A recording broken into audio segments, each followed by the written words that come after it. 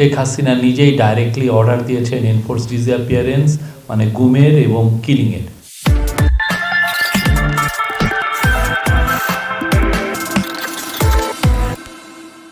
Top leadership Awami লীগের অনেকেই এই পুরো জুলাই হত্যাকাণ্ডের সাথে জড়িত আপনি জানেন, এবং কালকে হিউম্যান রাইটস ওয়াচের আপনারা যদি খুব মনোযোগ দিয়ে রিপোর্টটা পড়েন, ওই রিপোর্টের 17তম পাতায় আছে, সেখানে স্পষ্টভাবে তারা লিখেছে যে শেখ হাসিনা নিজেই ডাইরেক্টলি অর্ডার দিয়েছেন এনফোর্স ডিসঅ্যাপিয়ারেন্স মানে গুমের এবং কিলিংয়ের। তো তারা অফিসারদের সাথে কথা বলেছে, অফিসাররা হিউম্যান রাইটস ওয়াচকে জানিয়েছে।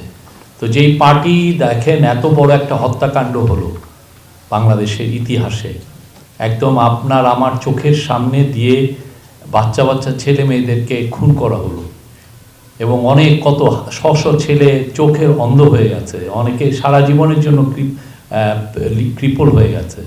তো তারপরে এদের মধ্যে তো কোনো অনুশোচনা নাই, রিমোর্স নাই, রিগ্রেট নাই, এবং আপনি ওদের যদি ওয়ার্ডিং দেখেন তারা আরও মিথ্যা কথা বলছে যে 3000 পুলিশ মারা গেছে। কত বড় জালিয়াতি, কত বড় মিথ্যা কথা।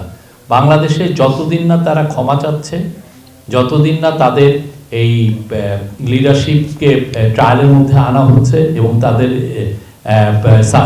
সাবমিট টু জাস্টিস, এবং তাদের যতদিন না তাদের অ্যাকাউন্টেবিলিটির মধ্যে আসছে ততদিন তাদের কোনো প্রোটেস্ট করার আসলে করতে দেওয়া হবে না।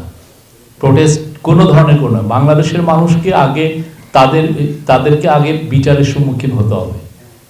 আমাদের স্পষ্ট অবস্থান এখানে। যদি পার্টিগুলো মনে করে যে না আমরা আরও বেশি রিফর্ম চাই গভর্নমেন্টের কাছ থেকে, তাহলে সেক্ষেত্রে আরও 6 মাস এটা এক্সটেন্ড করা যেতে পারে, মানে জুন 2026-এর মধ্যে হতে পারে। এইটার ব্যাপারে বারবার আমাদের ইন্টারিম গভর্নমেন্টের অ্যাডভাইজার, আমাদের মাননীয় চিফ অ্যাডভাইজার বারবার এটা বলেছেন।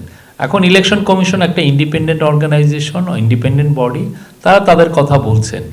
আমার মনে হয় যে এটা নিয়ে সামনে আরও কথা হবে। এই স্পষ্ট একটা যখন আসবে স্পষ্ট ডেট আপনারা শুনবেন। বাট তার আগে যেটা খুবই প্রয়োজন বা যেটা নিয়ে কাজ হচ্ছে সেটা হচ্ছে যে রিফর্ম। সেই রিফর্মের আমরা আশা করছি যে এই মাসের ফেব্রুয়ারি মাসের মাঝ বরাবর সমস্ত রিফর্মের রিপোর্টগুলো পাওয়ার পরে কনসেনসাস কমিশন কাজ করবেন। ওইটার পরে রিফর্মের উপরে অনেকগুলো নির্ভর করবে আসলে এক্স্যাক্টলি কবে ভোটটা হবে।